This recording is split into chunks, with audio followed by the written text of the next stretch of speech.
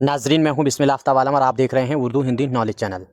देखिए, आज की जो वीडियो होगी और आज के बाद जब तक एग्ज़ाम नहीं होगा जीआईसी और टीजीटी का, तब तक लगातार मैराथन क्लास आती रहेंगी। और मैराथन क्लास आपके सामने वो मैराथन क्लास आएंगी जो आपके लिए बहुत इंपॉर्टेंट क्वेश्चन होने वाले हैं, जिनका रिवीजन आपको हर हाल में करना ही करना है। तो अगर ढूंढ ढूंढ के करेंगे तो आपके लिए मुश्किल होगी, इसीलिए मैं आपको मैराथन के तौर पर लेकर के आऊँगा। और जिस दिन एग्ज़ाम होगा उससे एक दिन पहले हमारी कोई मैराथन नहीं आएगी, हम बंद कर देंगे। मैराथन जो भी लगानी है वो हम अभी से ही लगाना शुरू करेंगे।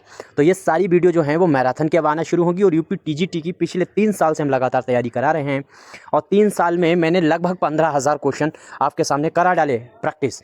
अब वो 15,000 का तो रिवीजन हम नहीं करा सकते, कितनी भी मैराथन हम लगा ले, चाहें 10-10 घंटे की मैराथन लगा दें, बट जो इंपॉर्टेंट चीज़ें हैं उनको हम कोट करके आपके सामने ला करके रख देंगे। ठीक है, बाकी आपको डिटेल में और ज़्यादा अगर पढ़ना है, प्रैक्टिस करनी है, अगर आपके पास ज़्यादा वक्त है तो अभी भी आपके पास टाइम है कि अपनी ये किताब है शाहीन, जो उत्तर प्रदेश टीजीटी 2026 और 2025 के एग्ज़ाम के लिए है। इसमें जो प्रैक्टिस सेट 20 दिए गए हैं, इनको हर हाल में लगाना है। जो मैराथन क्लास में आएंगे वो ये किताब के प्रैक्टिस सेट नहीं होंगे, वो अलग से आएंगे, जैसे एनसीईआरटी है, नूरुल हसन नकवी है, या फिर इसके अलावा एहतशाम की जो उर्दू की तारीख़ लिखी है तो जमील जालेबी हैं, इनके क्वेश्चन आपके सामने आने वाले हैं। अपनी शाहीन जो है इसके 20 प्रैक्टिस सेट अमूमन ये सबके पास है, जिनके पास नहीं है वो 2-3 दिन में मंगा सकते हैं। और अगर 5 दिन भी, 3 दिन भी, 4 दिन भी अगर इसको आपने पढ़ लिया तभी आपका बहुत काम हो जाएगा। इसमें नोट्स भी आपको मिल जाएंगे। ये आपको जो नंबर दिखता है इस नंबर पर कॉन्टैक्ट कीजिए अपने चैनल से भी जुड़ने के लिए, कोई मशवरा भी देने के लिए, इस किताब को मंगाने के लिए, अपने व्हाट्सएप ग्रुप पर जुड़ने के लिए, हर चीज़ के लिए यही नंबर आपके सामने है। और एलटी मेंस के जो वीडियोज़ हैं वो आते रहेंगे, क्लास आते रहेंगे। तो आइए शुरू करते हैं बगैर टाइम ख़राब किए हुए। और आज का पहला क्वेश्चन आपकी स्क्रीन पर ये है। सवाल है, आतिश के ख़ानदानी कहाँ के रहने वाले थे? इराक़ के, हिरात के, बगदाद के या फिर ईरान के? आपको याद रखना चाहिए कि किसका ख़ानदान कहाँ से ताल्लुक़ रखता था। इस तरह के सवालात बनते हैं। जैसे हिरात जो है वो मीर हसन के जो अजदाद थे वो हिरात के रहने वाले थे, और आतिश जो हैं इनके ख़ानदानी कहाँ के थे तो बगदाद के थे। ये चीज़ आपको नहीं भूलना है। हर हालत में इस तरह के सवाल बन रहे हैं तो आपको भूलना नहीं है। अगला सवाल है, मशहूर मसनवी सिराज नज़्म, तो सिराज नज़्म जो है वो किसकी लिखी हुई है? आतिश की, अमीर मीनाई या फिर मोहसिन काकूरबी, इमाम बख्श नासिख? तो उम्मीद करता हूँ सभी का आंसर सही होना चाहिए। देखिए, क्वेश्चन अगर अच्छे लगते हैं तो आपको लाइक करना चाहिए, क्वेश्चन नहीं अच्छे लगते तो डिसलाइक करना चाहिए। और क्वेश्चन कोई गलत होता है तो 63 86 492 279 पर ज़रूर कांटेक्ट करके स्क्रीनशॉट लेकर के मुझको व्हाट्सएप करें। और ग्रुप में मेरे जुड़ने के लिए भी यही नंबर है। तो इसमें जिस बच्चे ने आंसर दिया होगा डी, उसका आंसर एकदम राइट है। शेख इमाम बख्श नासिख जो हैं उनकी लिखी हुई मसनवी है सिराज नज़्म। दूसरी चीज़ आपको याद रखना, आले नबी रसूल आले नबी करके भी इनकी एक जो है मसनवी है, वो भी आपको नहीं भूलना चाहिए। और नासिक के जो दीवान हैं उनके नाम, तारीख़ी नाम तीनों के आपको मालूम होने चाहिए। सवाल बन सकता है और बन भी चुका है। ख्वाजा मीर दर्द के उर्दू में दीवान कितने हैं? आपको याद रखना चाहिए, ये ऐसे शायर हैं जो उर्दू के पहले सूफ़ी शायरों में से माने जाते हैं। गज़ल के सिवा इन्होंने कुछ नहीं कहा। ऐसा सवाल बन सकता है, बन चुका है कि कौन सा शायर है जिसने गज़ल के सिवा किसी में तवा आजमाई नहीं की है? तो वो हैं ख्वाजा मीर दर्द। दिल्ली में पैदा हुए, दिल्ली में ही इनका इंतकाल हुआ था। डिटेल में नहीं बात करेंगे चूँकि ये रिवीजन क्लास है। तो आप जो है देखिए, अच्छा एक चीज़ और, दो जो ऑप्शन नीचे दिए जाते हैं उन सब पर नज़र आपको दौड़ानी चाहिए कि कौन सा किससे मुतालिक है। तो एक इनका दीवान जो है वो फ़ारसी में है और एक ही इनका दीवान उर्दू में है। तो आपका आंसर जो फर्स्ट दिया है उसका आंसर एकदम सही होने वाला है। सवाल है, फिरदौसी पर 4 मकाले, वेरी वेरी इंपॉर्टेंट किताब है, यह आपको किसी कीमत पे भूलना नहीं है। तो फिरदौसी पर 4 मकाले किसकी तसनीफ़ है? हाफिज़ महमूद शिरानी की है, वज़ीर आगा हैं, मसूद हुसैन ख़ान हैं या शिबली नोमानी हैं? आपको याद रखना चाहिए कि महमूद शिरानी जिन्होंने पंजाब से उर्दू पैदा होने का नज़रिया पेश किया था, उन्होंने कई किताबों की तहक़ीक़ की है। जैसे आब हयात, तनक़ीदी आब हयात जो है नाम से इन्होंने तहक़ीक़ की है आब हयात की। तनक़ीदी शेरुल अज़्म भी इन्हीं की किताब है, या पृथ्वी राज रासो इनकी है, मसनबी उरुतुल वस्क़ा इनकी है। तो ये 4-5 तसानीफ़ें मोटी मोटी जो हैं वो तो कम से कम हाफिज़ महमूद शिरानी की याद होनी चाहिए। और जैसे नए नाम आपके सामने आते हैं, ख़ास तौर से टीजीटी वालों के लिए मैं ये बात कह रहा हूँ कि जो नाम ख़ास आते हैं जैसे शमीम हनफी हैं, खदीजा मस्तूर हैं, इनके नाम आपको ऑप्शन में दिखते रहते हैं या फिर तसानीफ़ हैं और ये सिलेबस में नहीं मिलते हैं। तो आपको इनके बारे में पढ़ने के लिए माई क्वेश्चन प्लेलिस्ट मेरी बनी हुई है, उसमें ज़रूर जा करके वीडियो देखना चाहिए। 10-10, 5-5 मिनट की वीडियो हैं और उसमें इनकी तसानीफ़, इनके वालिद, इनका इंतकाल, बस 3 ही 4 चीज़ों पे बात की है। नए राइटर हैं, इनसे पूछेगा तो आप बता नहीं पाएंगे जल्दी।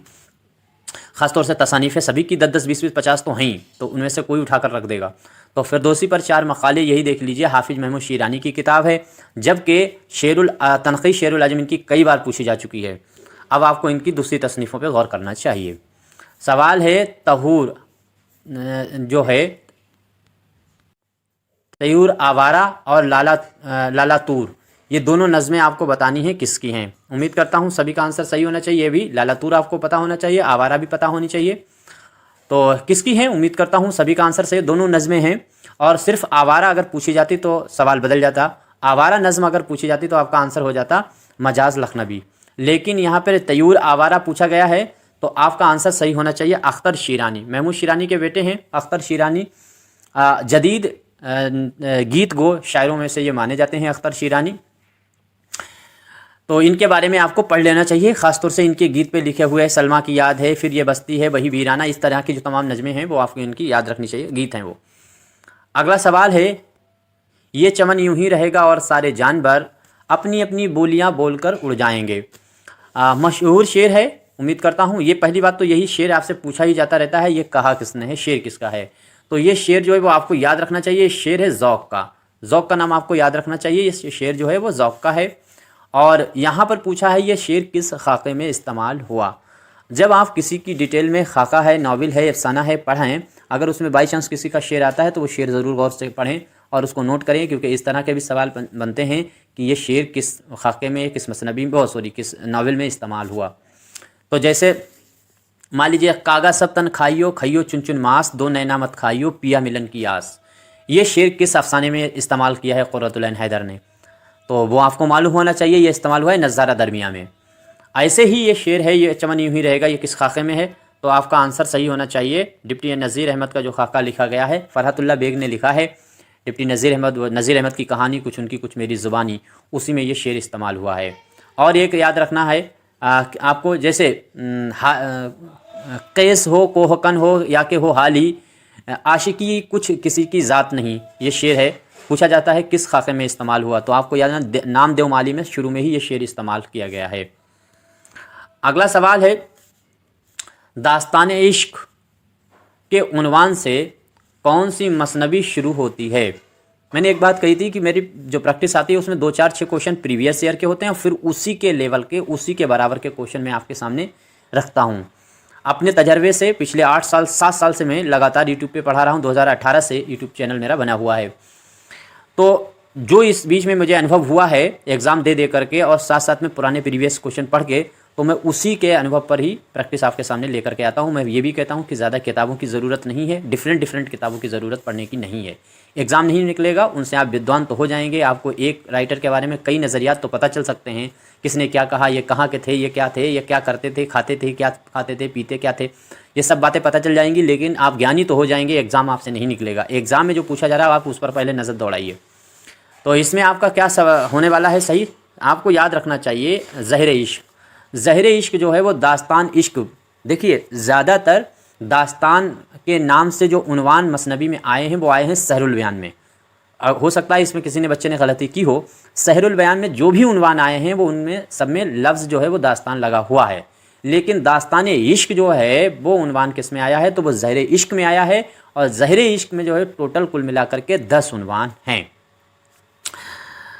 अब आगे देखिए, अगला सवाल है, तमन्नाओं में उलझाया गया हूँ और खिलौने दे के बहलाया गया हूँ, ये शेर किस शायर का है। बहुत इंपॉर्टेंट शेर है और इसको कई बार पूछा जा चुका है और मशहूर शेर है, मशहूर शेर आपको याद होने चाहिए। तो ये शेर किस शायर का है, तो जिसने दिया होगा जवाब शाद अजीमाबादी, तो उन्हीं का ये शेर है, तमन्नाओं में उलझाया गया हूँ। अगला सवाल है कि किस शायर को उर्दू गज़ल का शहंशाह तस्लीम किया जाता है। दर्जा दिल जो शोरा हैं इन्हीं में से बताना है शहंशाह किसको माना गया है गज़ल का। एक चीज़ आपको याद रखना चाहिए, आपकी तरफ से एक कमेंट आता है कंटिन्यू कि सर टॉपिक वाइज फलाना टॉपिक अब रिसाले का टॉपिक, आप निश्चिंत रहिए, मैं पूरे टॉपिक एक एक करके करवाता रहूँगा। प्लस जो किताब आएगी उसमें तमाम टॉपिक्स आपको मिलेंगे, प्रैक्टिस आपको मिलेगी, तो आपको घबराना नहीं है। अगर अच्छा लगे तो चैनल पे जुड़िएगा, और अगर आपको पसंद नहीं आता है तो चैनल को सब्सक्राइब अगर कर लिया हो तो अनसब्सक्राइब भी कर सकते हैं और जा सकते हैं। दूसरे भी चैनल और जो चलाते हैं वो भी अच्छा पढ़ा रहे हैं, आप वहाँ भी देख सकते हैं। लेकिन किसी एक को ही फॉलो करें तो उससे ज़्यादा फ़ायदा होता है। जैसे मैं कहता हूँ किताब भी एक ही फॉलो करें। तो आपका आंसर सही होगा मीर तक़ी मीर। मीर तक़ी मीर को गज़ल का शहंशाह कहा जाता है। इसमें अगला सवाल देखिए, प्रेमचंद का असल नाम क्या था? असल नाम आपको बताना है। बचपन का नाम अलग चीज़ है, असल नाम अलग चीज़ है, दूसरों के दिए हुए नाम अलग चीज़ हैं। तो प्रेमचंद तो इनका नाम जो दिया हुआ है वो दया नारायण निगम ने दिया था, और ये पहले जो है वो नवाब राय इनके चाचा ने नाम दिया था, और धनपत राय इनके असल नाम है, इनके बचपन का नाम है। धनपत राय से ये नाम से पहले लिखते थे, बाद में प्रेमचंद इन्होंने अपना नाम रखा। अगला सवाल है, खड़ा ज़बर किस ज़बान में इस्तेमाल होता है?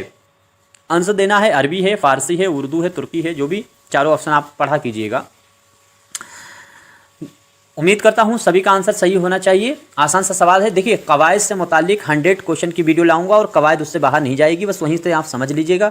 और 1 या 2 वीडियो जो है वो हम आपके सामने समझाने के तौर पर के वीडियो थ्योरिकल भी ले आएंगे। तो कवायद का बहुत बड़ा मसला नहीं है, इशू नहीं है, बहुत आसान चीज़ होती है, बहुत आसानी से समझ में आ जाएगी, और बहुत टफ पूछते भी नहीं है। तो इसमें अरबी जिसने जवाब दिया है उसका आंसर सही है, यानी अरबी ज़बान में खड़ा ज़बर का इस्तेमाल होता है। अगला सवाल है, नज़्म है जुगनू और बच्चा का खालिक कौन है? ये नज़्म आपको बतानी है, जुगनू और बच्चा। वैसे जुगनू आपको मालूम होना चाहिए, नज़्म जो है गिलहरी का बच्चा है, जुगनू है। ये सारी नज़में जो हैं वो इकबाल की भी नाम से हैं, गालिब नाम से इनकी हैं, हिंदुस्तान का गीत है, बच्चे की दुआ है, ये तमाम नज़में जो हैं वो इकबाल की हैं। आपको मालूम होगा, डिटेल की कोई ज़रूरत नहीं। इस्माइल मेरठी का नाम आपको याद रखना है। इस्माइल मेरठी की यह नज़्म है जुगनू और बच्चा। बच्चों के शायर माने जाते हैं इस्माइल मेरठी, और साथ ही साथ में जो है वो अफसर मेरठी को भी जो हैं वो भी बच्चों के, और कल्क मेरठी ये भी बच्चों के शायर माने जाते हैं। सवाल है नज़्म। नज़्म है चांद और शायर। चांद और शायर नज़्म के तख्लीक़कार कौन हैं? थोड़ा सा गौर करके बताना है। हाली हैं, इकबाल हैं, फैज़ हैं, या फिर अख्तरुल ईमान हैं? उम्मीद करता हूँ सभी का आंसर सही होना चाहिए। आपका कोई भी मशवरा है ज़रूर दीजिएगा, मैं आपका बेहद शुक्रगुज़ार रहूँगा। फिर एक बार मैं उसी बात को रिपीट करता हूँ कि अगर चैनल में आपको देखना है तो चैनल को सब्सक्राइब करें, और अन्यथा ना सब्सक्राइब करें, क्योंकि जो है आप डिस्टर्ब होंगे और आपके पास नोटिफिकेशन जाता रहेगा मेरी वीडियो का। तो आप सिर्फ जब भी सब्सक्राइब करें जब आपको ज़रूरत लगे। तो नज़्म है चांद और शायर, ये आपको बताना है। उम्मीद करता हूँ सभी का आंसर सही होगा। इसमें आंसर जो सही होने वाला है वो है हाली। हाली की ये दोनों नज़में हैं। चांद और शायर जो है वो नज़म जो है किसकी है? हाली की है। और कैसर जमजमा जो है वो इनकी नज़म कई बार पूछी जा चुकी है, वो भी आपको याद रखना चाहिए, हाली की ही है। अब ये देखिए, इस्म, इल्म और ख़िताब किस किस्म की तो ये जो है इल्म है और ख़िताब है, ये किस किस्म की किस्में हैं, मतलब इनकी पहचान क्या है? तो उम्मीद करता हूँ सभी का आंसर सही होना चाहिए। इसमें मारफा की कितनी किस्में होती हैं बनावट के एतबार से, और हकीकत में कितनी होती हैं, ये सब चीज़ें आपको मालूम होनी चाहिए। वीडियो लाएंगे जब हम आपको इनको समझा देंगे। अगला देखिए सवाल है, बनावट के लिहाज से जो फेल होती है उसकी किस्में कितनी हैं? बनावट के लिहाज से आपको बताना है। तो बनावट के लिहाज से कितनी किस्में होती हैं इसकी? बनावट के लिहाज से होती हैं 5। जिस बच्चे ने 5 दिया होगा कि इस फेल जो है उसकी बनावट के लिहाज से किस्में कितनी होती हैं, तो 5 होती हैं। और वैसे कितनी होती हैं? तो आपका आंसर सही होगा 3। अगला सवाल है, दर्जा झेल जो दिया गया है उसी से मुतालिक है कि अब की बार पहले फेल की किस्में पूछी, अब की बनावट के लिहाज से आपको बतानी है इस्म की कितनी किस्में हैं। तो बनावट के लिहाज से इस्म की अगर किस्में पूछता है तो 3 होंगी। आपको याद रखना चाहिए 3 हैं वही। इनमें जो है वो जो वाक्य बनते हैं, जो कलमे तैयार किए जाते हैं, तो वो होते हैं या तो पास्ट के होंगे यानी गुजरे हुए ज़माने की बात करेंगे, या फिर हाल की बात करेंगे, या फिर मुस्तकबिल की। तो बनावट के लिहाज से इस्म की 3 किस्में होती हैं यही।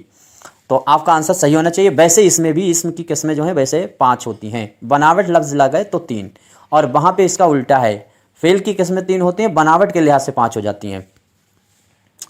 अगला सवाल है, तालीम और फ़लसफ़ा एक ही हो सकते हैं, हो सकते, एक ही सिक्के के दो पहलू हैं। सवाल यह है कि तालीम और फ़लसफ़ा जो है वो एक ही सिक्के के दो पहलू हैं। किसका ये नज़रिया है? बहुत इंपॉर्टेंट क्वेश्चन है ये, हर हाल में हर कीमत में आपको याद रखना चाहिए। ये सीटेट यूपी सीटेट में भी पूछा जा चुका है सवाल। तो इसमें आपका आंसर क्या सही होगा?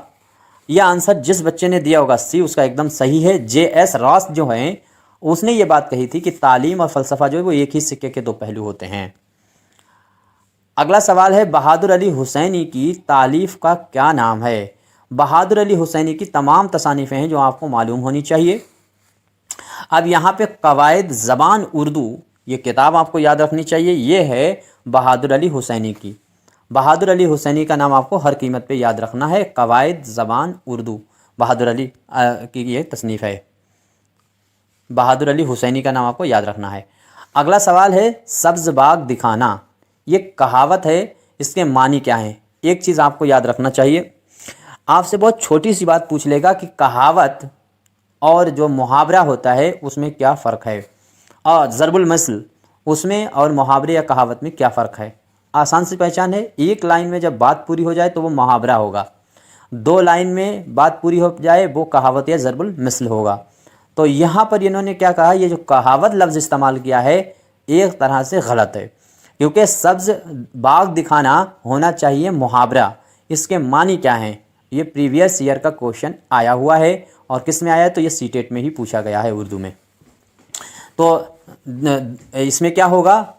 धोखे में डालना सब्ज़ बाग दिखाना होगा, या बाग में सैर करना, या शगुफ्तगी, या फिर बाग में टहलना। देखिए इसमें ऑप्शन अलग दिए थे, मैंने ऑप्शन अपनी तरफ से दे दिए हैं। उन्होंने ऑप्शन बहुत बकवास दिए थे, वो बहुत आसान से थे।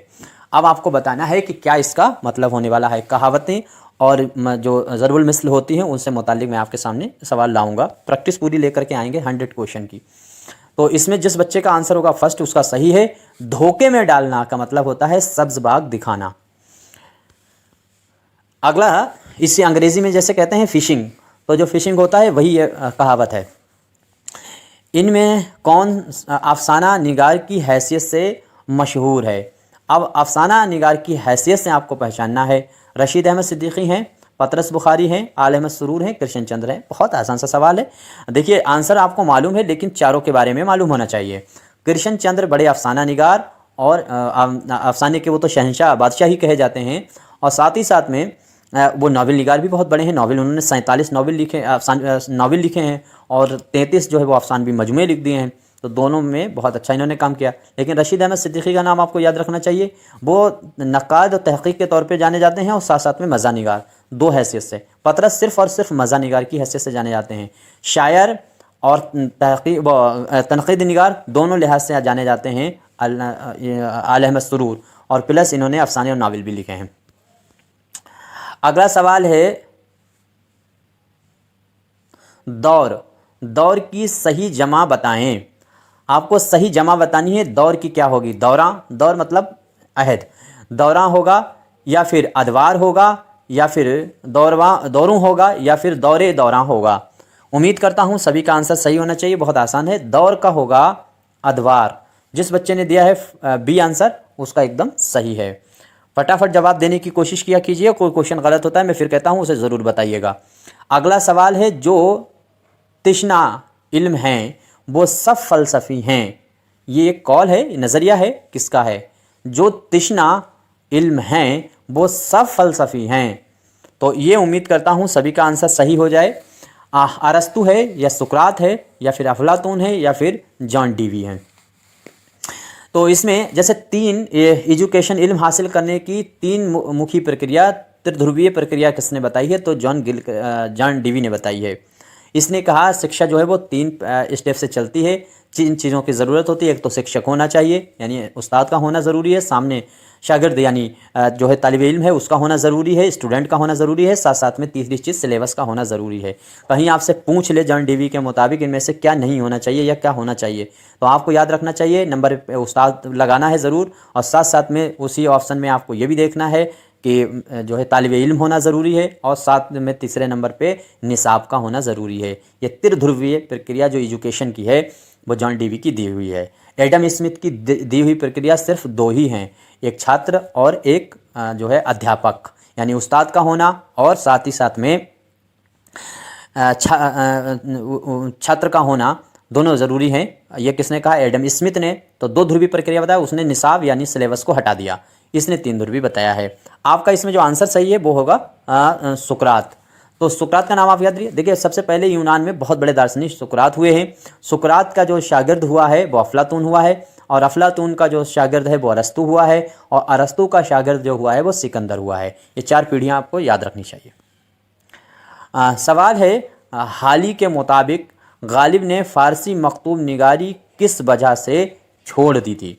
फ़ारसी मकतूब निगारी किस वजह से छोड़ दी? मुश्किल पसंदी की वजह से छोड़ी थी, अहबाब के इसरार पर छोड़ दी, या फिर जिगर कवि की वजह से छोड़ दी, या फिर सनत बयानी की वजह से छोड़ दी। तो फ़ारसी में ये पहले फ़ारसी ये कहते थे उर्दू का कलाम मेरा बिल्कुल बकवास है, मेरा जो कुछ कलाम अच्छा है वो फ़ारसी का है, और फ़ारसी में ये ख़त लिखते थे, माहिर थे फ़ारसी के। तो इसमें आंसर आपका सही होगा सी। जिस बच्चे ने जवाब दिया है जिगर कवि की वजह से, इन्होंने अपनी पसंद से ही इसको छोड़ा है। अगला सवाल है, नादरात शाही। नादरात शाही जो तसनीफ़ है उसको मुरत्तिब किसने किया है? फटाफट जवाब देने की कोशिश कीजिएगा, उम्मीद करता हूँ सभी का आंसर सही होगा। तो इसमें जिस बच्चे ने जवाब दिया होगा इम्तियाज़ अली अर्शी, उसका आंसर बिल्कुल सही है। माहिर गालिब कहे जाते हैं, रामपुर के रहने वाले हैं। सवाल है, दिल तुझे क्यों है बेकली ऐसी? दिल तुझे क्यों है बेकली ऐसी, कौन देखी है अचपली ऐसी? तो ये शेर जो है वो किस शायर का है? यहाँ पर शहर लिख दिया है, ये गलत है। इसको पहले सही करते हैं। अब आपको जवाब देना है ये शेर जो है वो किस शायर का है। तो सौदा हैं, मुसाफ़ी हैं, मीर हैं, या फिर इंशा हैं? फटाफट जवाब देने की कोशिश कीजिए, उम्मीद करता हूँ सभी का आंसर सही हुआ होगा। तो इसमें जिस बच्चे ने जवाब दिया होगा फर्स्ट, मेरे ख्याल से उसका आंसर सही होना चाहिए सौदा। मुझे डाउट है, बहरहाल इसको चेक कर लेना चाहिए, एक बार चेक करेंगे। तो ये कि शेर ये आपको याद रखना है सौदा का है, देखते हैं उसके बाद इसे चेक करेंगे। आपको अगर मालूम है तो ये कमेंट में ज़रूर नीचे डालिएगा कि ये शेर किस शायर का है, या फिर अपने व्हाट्सएप जो ग्रुप है उस पर शेयर कर सकते हैं। आगे है मेहरवान खान रिंद। ये नाम आपको याद रखना है। मेहरवान खान रिंद की सरकार से कौन वाबस्ता था? सौदा हैं, मीर हैं, शेफ्ता हैं, या हाली हैं? फटाफट जवाब देने की कोशिश कीजिए, और सभी का आंसर सही होना चाहिए। आंसर आपका सही होगा सौदा। तो सौदा जो है वो मेहरवान खान रिंद के दरबार से जुड़े हुए हैं, उनसे वाबस्ता हैं। अगला सवाल है, हरम रुस्बा हुआ पीरे करम की कम निगाही से। अब इस मिसरे में कम निगाही के मानी क्या हैं? आसान सा सवाल है, अगर गौर कीजिएगा तो बहुत आसानी से आप बता सकते हैं कि हरम रुस्बा हुआ। हरम क्या होता है? हरम भी कुछ लोग, जैसे मुग़ल ख़ानदान बादशाहों में जो हरम होता था जहाँ पर औरतें महिलाएं रहा करती थीं, और हरम का मतलब जो है वो मस्जिद या काबा मक्का से भी ले लिया जाता है। तो हरम रुस्बा हुआ पीरे करम की कम निगाही से। तो जो पीरे करम था उसकी कम निगाही की वजह से हरम जो है वो रुस्बा हो रहा है। तो इसका मतलब क्या है जुमले का? तो बदनज़री की वजह से, या बदअंदेशी की वजह से, या जहालत की वजह से, या जानबूझकर की अनजान बन जाने की वजह से। तो आसान सा सवाल है और सबका आंसर सही होगा बदअंदेशी। जब आप नज़रअंदाज करते हैं तो इसलिए ये बात कही जाती है, कम निगाही। अगला ये शेर देखिएगा, और भाई जवाब देना है आपको, सनत पहचाननी है। दिखलाइए ले जाके तुझे मिस्र का बाज़ार, दिखलाइए ले जाके तुझे मिस्र का बाज़ार, ख़वा नहीं कोई वहाँ जिनसे गिरा का। तो इस शेर में आपको सनद बतानी है। बहुत आसान सा सवाल है, मिस्र की बात हो रही है, यूसुफ़ अलैहिस्सलाम की बात हो रही है। तो इसमें आंसर जो है वो तारीख़ी वाक़या बयान किया जा रहा है। आंसर जिसने तिलमी दिया होगा उसका आंसर सही है।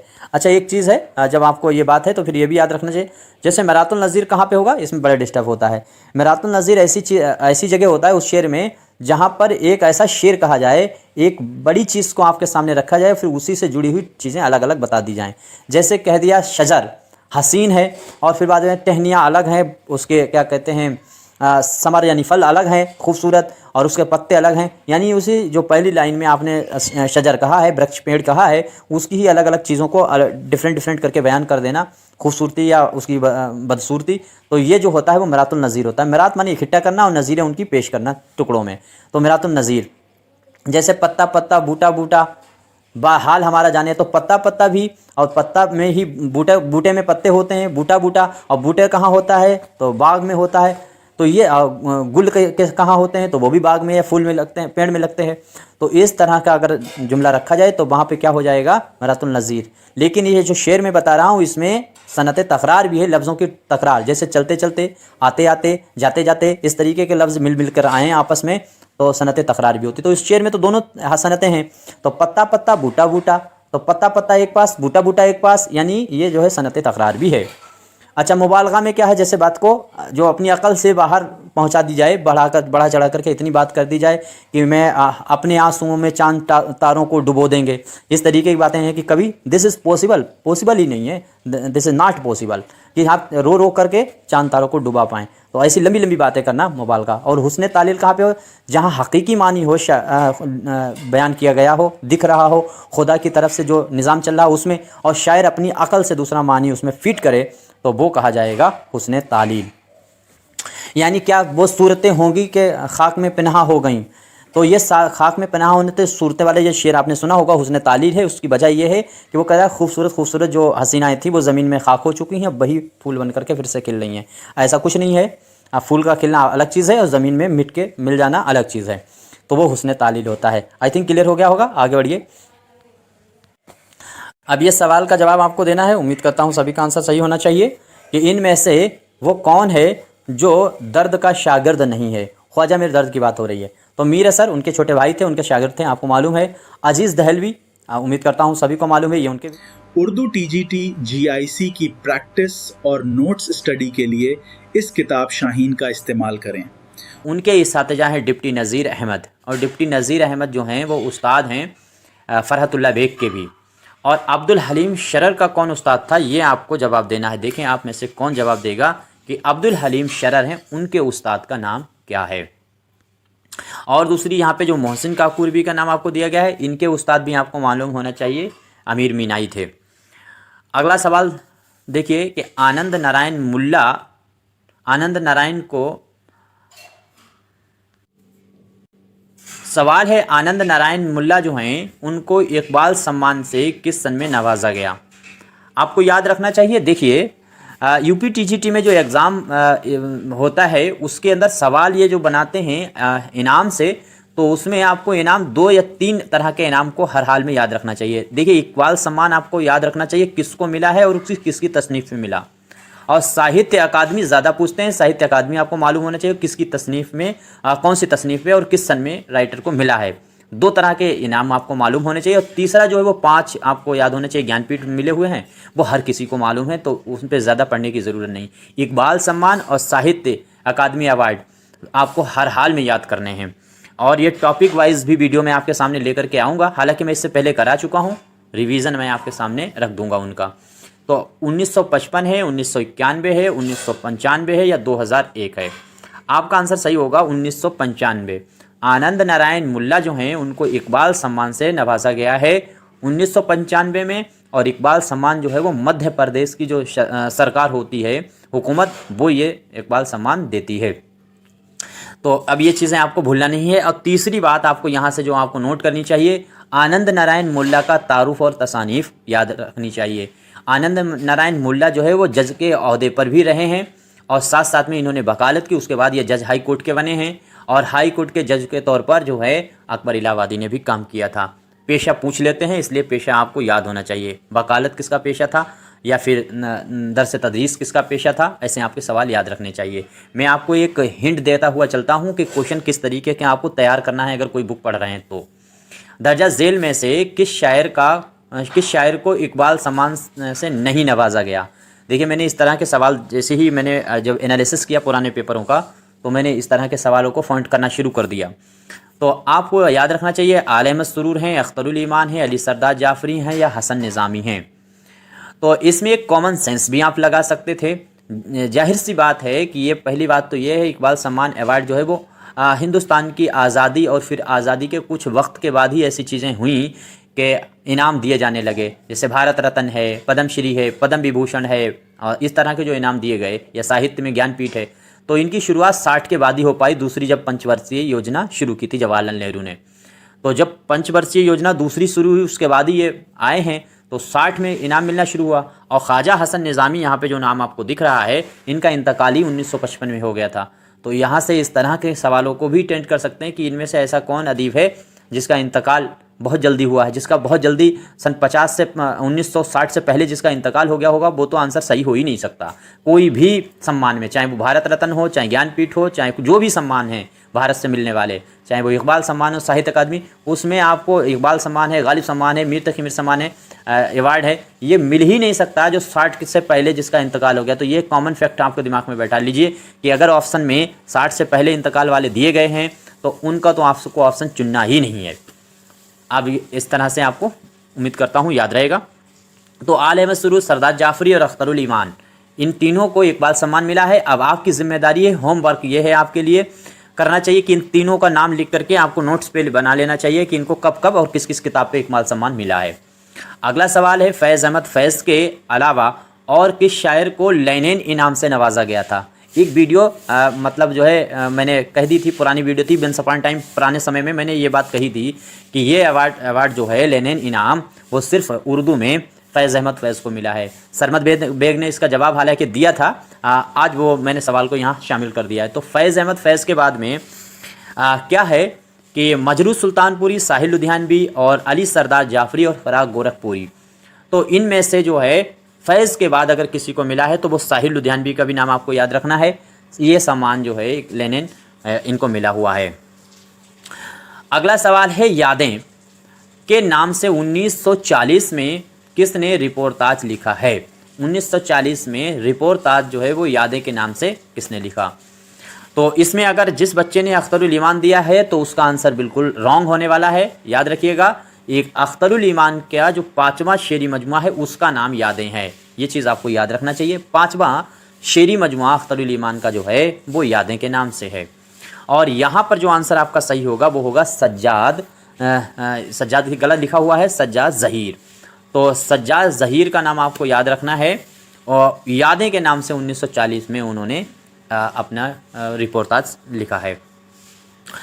अगला सवाल है, हिंदुस्तानी तहज़ीब के अनासिर, हिंदुस्तानी तहज़ीब के अनासिर ये किसका मज़मून है। तनक़ीदी मज़मून है और आपको याद रखना चाहिए। ऑप्शन इसमें कौन सा सही होगा, एहतिशाम हैं, कलीमुद्दीन अहमद हैं, अब्दुल्ला हुसैन हैं, नियाज़ फ़तेहपुरी हैं।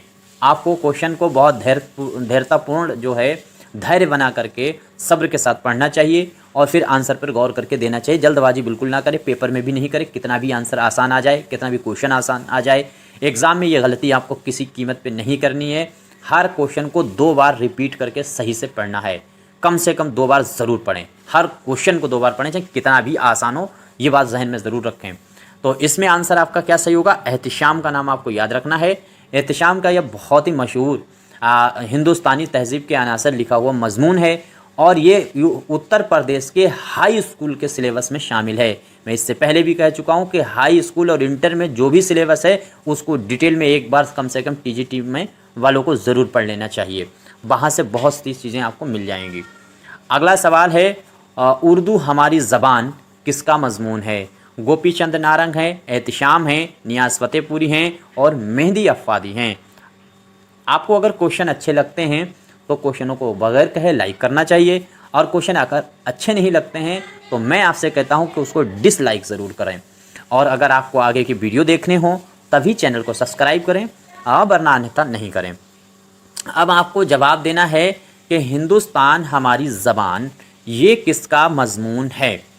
तो जिस बच्चे का होगा आंसर गोपी चंद नारंग, उसका बिल्कुल आंसर सही है, गोपी चंद नारंग है। और इसमें कई हिंदू संत जैसे रैदास हैं, कबीर हैं और तुलसीदास हैं, साथ साथ में दादू दयाल हैं, इस तरह के जो हिंदुस्तान के संत हुए हैं उनका जिक्र इसी मज़मून के अंदर गोपी चंद नारंग ने किया है। हो सकता है पूछ ले, क्योंकि डिटेल में पूछ सकता है, ये गहरी बातें पूछ सकता है, हाई स्कूल के सिलेबस का है उत्तर प्रदेश के। अगला सवाल है, दिल व दिल आईना है दैरो हरम, ये शेर आपको याद रखना है, किस शायर का है, इम्पोर्टेंट शेर है। दिल व दिल आईना है दैरो हरम, हक जो पूछो एक दर है दो तरफ। तो हक जो पूछो एक दर है दो तरफ, तो बहुत आसान है। और इसमें अगर ख़याल पूछा जाए तो तसव्वुफ़ का बयान है, याद रखना चाहिए। और इसमें साथ ही साथ में ईहाम गोई का भी इशारा है, झलक है लेकिन बहुत महीन सा ख़याल है। तो इसमें क्या है कि शायर का ये शेर है, मीर तक़ी मीर हैं, दया शंकर नसीम हैं, मिर्ज़ा गालिब हैं या फिर मीर हसन हैं। तो उम्मीद करता हूँ सभी का आंसर सही हुआ होगा। और मसनबी गुलजार नसीम का ये शेर है, तो आपका आंसर सही होगा दया शंकर नसीम। आपका आंसर सही होने वाला है बी। जो क्वेश्चन गलत हो जाते हैं उनके आपकी तरफ से जवाब आते हैं, मैं उनका बहुत बहुत शुक्रगुज़ार हूँ। जो बच्चे उनको पकड़ते हैं उनका बेहद बहुत बहुत शुक्रिया। और दूसरी चीज़ आपको याद रखना चाहिए कि उस दिन जो मैंने गलतियाँ की थी वो मैंने रिप्लाई, क्योंकि वहाँ जो वीडियो में गलती हो जाती है तो वीडियो में तो नहीं सुधारी जा सकती क्योंकि वो रिकॉर्डेड होकर के चली जाती है, लेकिन उन्हीं क्वेश्चनों को मैं जब व्हाट्सएप मुझे किया जाता है तो मैं उस पर रिप्लाई कर देता हूँ। तो उस पर अगर व्हाट्सएप ग्रुप पर जुड़ना है आपको 6386 492 279 पर आप जुड़ सकते हैं। उस पर कोई सजेशन आपको देना है दे सकते हैं, कोई भी मशवरा है दे सकते हैं।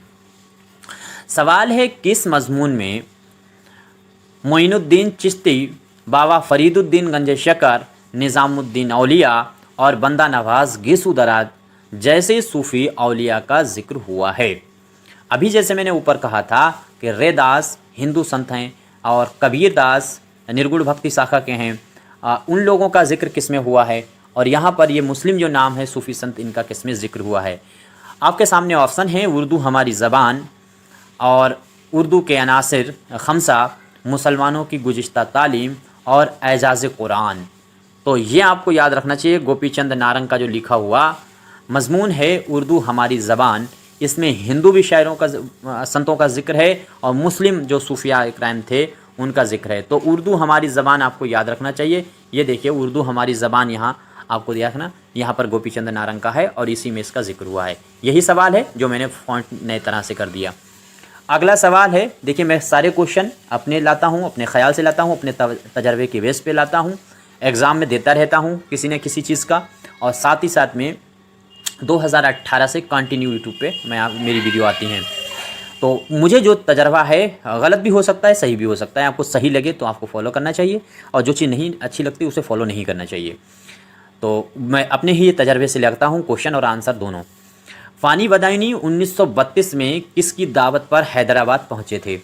सवाल ऐसे होने चाहिए जो टीजीटी के लेवल के हों। तो फ़ानी बदायूनी 1932 में, यहाँ पे दो चीज़ें याद रखें। एक तो क्लियर यही बात हो गई कि हैदराबाद गए थे और किसकी दावत पर गए थे, तो 1932 में गए हैं। आप किसकी दावत पर गए हैं ये आपको बताना है। सर सैयद की दावत पर गए हैं या महाराजा किशन प्रसाद की दावत पर गए हैं, राजा चंदूलाल के कहने पर, या फिर राजा राघवेंद्र राव की। तो आई थिंक बहुत आसान सा सवाल है और सभी का आंसर सही हुआ होगा। महाराजा का नाम आपको याद रखना है कृष्ण प्रसाद जो हैं, ये भी शेर व शायरी से जो है शर्फ रखते हैं और इनके ही दावत पर ये हैदराबाद का सफ़र किया था। वकालत का भी पेशा करते थे ये। हम तो जीते जी वो मैयत हैं बेगौरो कफन, यानी डॉट डॉट की जगह पे क्या आएगा, किस शायर का नाम आएगा। हम तो जीते ये जो है वो मक्ता है, शायर का तखल्लुस इस्तेमाल होगा। डॉट डॉट की जगह पे क्या आएगा, हम तो जीते जी वो मैयत हैं बेगौरो कफन, गुर्बत जिसको रास ना आई और वतन भी छूट गया। तो जो खाली जगह है उस जगह पर शायर का नाम आपको भरना है। क्या होगा, मीर हैं, जोश हैं, हसरत हैं या फिर फ़ानी हैं। बहुत आसान सा सवाल है और बड़ा मशहूर शेर है, तो ये आपका आंसर गलत नहीं होना चाहिए, किसी कीमत पे नहीं होना चाहिए। और अगर हो रहा है तो आपको फ़ानी को फिर से पढ़ना चाहिए। फ़ानी का जो तारुफ है उसमें आपको ये शेर मिल जाएगा। आपका आंसर सही होगा डी, फ़ानी हम तो जीते जी वो मैयत हैं बेगौरो कफन। ठीक, गुर्बत जिसको रास ना आई और वतन भी छूट गया। अगला सवाल है, जिगर मुरादाबादी के दर्जा झेल शोरा में से उस्ताद कौन हैं? नसीम हैं, तस्लीम हैं या फिर साथ साथ में शाह नसीर हैं या आतिश हैं। तो जिगर मुरादाबादी के इसमें जो हैं वो आपको बताना है कौन उस्ताद हैं। आपका आंसर अगर बी है तस्लीम तो आपका आंसर सही है। आंसर नंबर आपका जो है वो बी सही होने वाला है। अगला सवाल है यास यगाना चंगेज़ी किससे जो है इस्लाह सुखन लिया करते थे। इनके उस्ताद शायरी में आपको बताना है, यूँ समझिए। गालिब हैं, नसीम हैं, या फिर सैयद अली ख़ान बेताब हैं, या फिर अनीस हैं। एक बात याद रखिएगा, ये अनीस से बहुत मुतासिर थे। मुतासिर अगर पूछा जाए तो अनीस का नाम आपको नहीं भूलना चाहिए। आतिश वैसे आप जानते होंगे, आतिश इनके जो हैं वो उस्तादों में से हैं, और ये आतिश पर मतलब कहते थे अपने आप को, और गालिब शिकन अपने आप को कहते थे। तो यास यगाना चंगेज़ी का आंसर आपको अगर सी दिया है उसका सही है, तो खान बेताब का नाम आपको याद रखना है लखनऊ के शायरों में, और यास यगाना चंगेज़ी जो हैं वो इन्हीं से शायरी में इस्लाह लिया करते थे। अगला है इम्पोर्टेंट सवाल है, मोस्ट इम्पोर्टेंट है। सुरीली बांसुरी किसके कलाम का मजमुआ है? असीर लखनवी, आरजू लखनवी, फिराक गोरखपुरी, या फिर कलीम आजिज़? फटाफट जवाब देने की कोशिश कीजिए। और मैं एक बार आपके सामने हर वीडियो में जो रिपीट करता हूँ वही कहूँगा, आप अपने पढ़ने के सोर्स जो हैं बहुत सीमित रखिए। बहुत जितना सीमित रखेंगे आप उतने मजबूत होंगे। 10 किताबें डिफरेंट पढ़ने से अच्छा है एक किताब को 10 बार पढ़ें। दूसरी बात, 10 चैनलों को ढूंढ करके उनकी चाहे जो वीडियो सामने पड़ गई देखने से अच्छा है कि आप एक चैनल को कम से कम फॉलो करते हुए चलते हों। और दूसरी चीज़, या फिर आप जहां पर जो फैक्ट आपको कमज़ोर लग रहे हैं सिर्फ उन्हीं को सर्च करके देखने की कोशिश कीजिए। जहां हम कमज़ोर हैं वहीं मजबूत होने की कोशिश करें। बाकी आप मुफ्त में जो वीडियो सामने आ जाए देखने लगे, इससे भरम से निकल जाइए। बहुत ज़्यादा किताबों का मुताला करना भी ख़तरनाक होता है। तो सुरीली बांसुरी, आपको मैं फिर यही बात कहता हूँ कि आपको विद्वान, आपको दानिशवर, आपको अक्लमंद नहीं बनना है। आपको सिर्फ इतना सीखना है कि मेरा एग्ज़ाम क्रैक हो जाए, किसी भी सूरत से 100 में 95 क्वेश्चन तक टारगेट हो जाए आपका, और आपका काम बन जाएगा। 125 क्वेश्चनों में 110-15 क्वेश्चन आपको सही कर देने चाहिए। तो इसमें आंसर आपका क्या सही होगा? आरजू लखनवी का आपको नाम याद रखना चाहिए। फिल्मी दुनिया में भी ये रहे हैं, इन्होंने फिल्मों के लिए भी काम किया है। और आरजू लखनवी उत्तर प्रदेश की हाई स्कूल की बुक में सिलेबस में शामिल हैं। इनकी गज़लें आपको एक बार गौर कर लेनी चाहिए, इनका शेर उठाकर दिया जा सकता है। तो सुरीली बांसुरी जो है वो लिखी हुई किसकी तसनीफ़ है? इन्हीं की लिखी हुई है। अगला सवाल है, गज़लिस्तान और शबनमिस्तान किसके शेरी मजमुआ हैं? बहुत इंपॉर्टेंट है, बहुत आसान से सवाल है। असीर लखनवी हैं, आरजू लखनवी हैं, या फिर फिराक गोरखपुरी हैं, कलीम आजिज़ हैं? ये नाम आपने हर जगह पर घूमते हुए देखे होंगे, लेकिन फिर भी जल्दबाजी में गलत ना हो जाए, इस तरह के सवाल आपके सामने लाए जाते हैं। और लेवल भी थोड़ा सा बराबर रखा जाता है।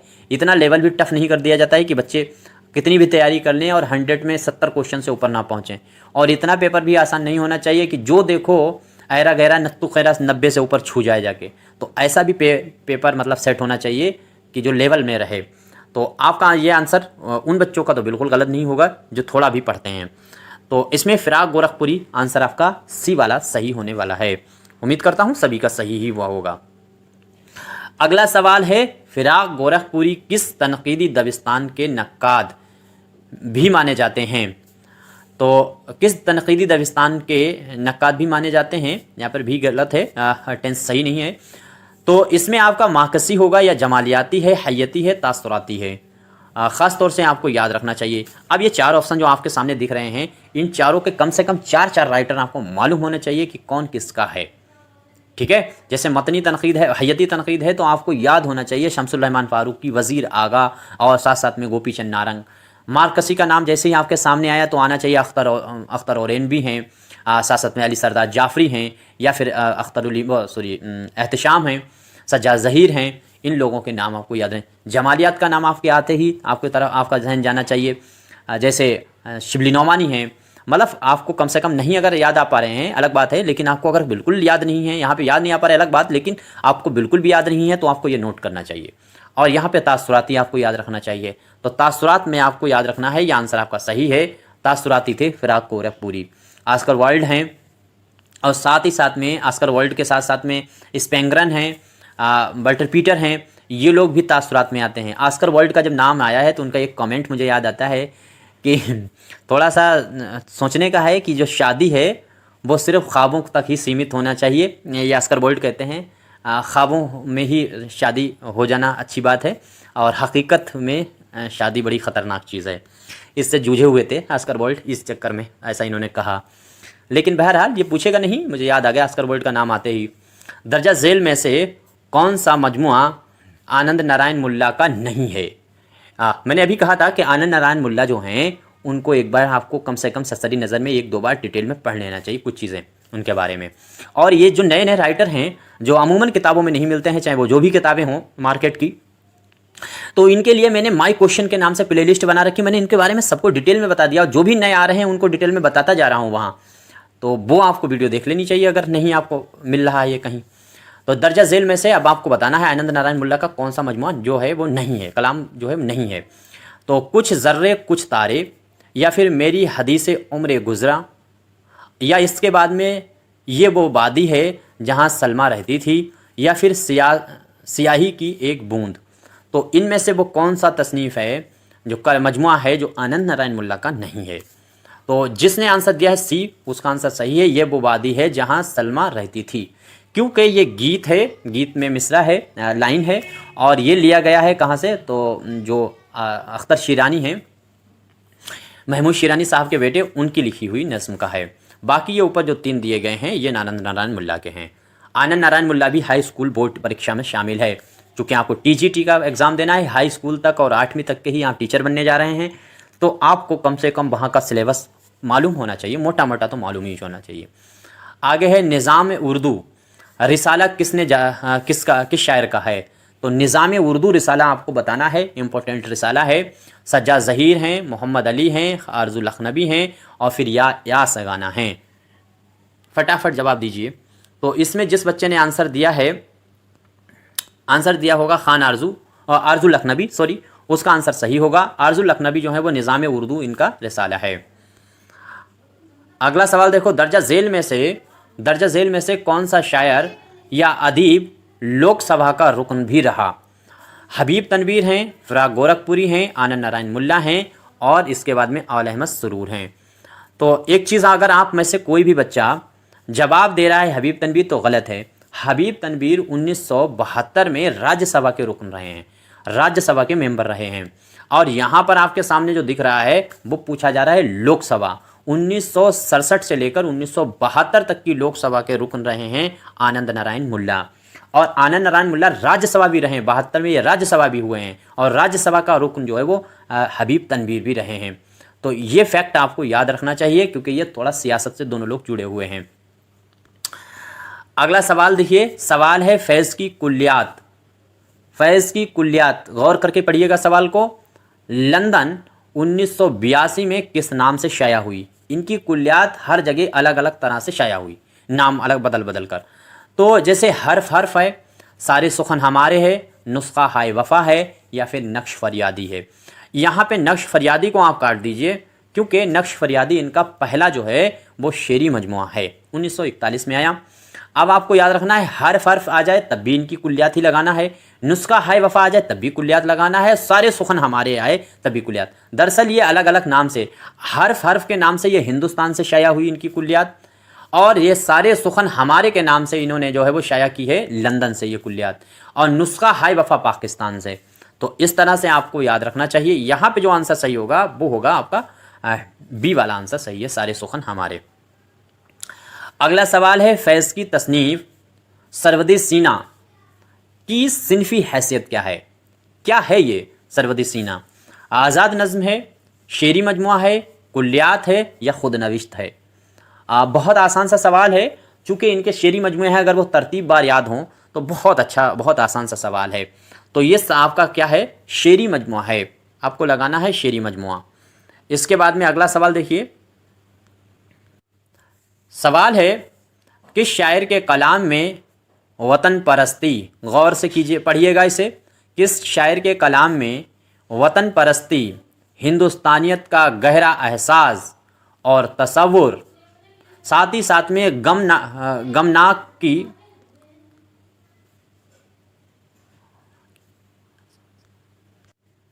यहाँ पे गलत लिख दिया है शायद, गमनाकी एहसास और दर्दमंदी, हिंदुस्तानी बूबास, ये इतने जो हैं इस तरह के मौजू जो हैं, मजमून जो हैं, वो किसके कलाम में मिलते हैं?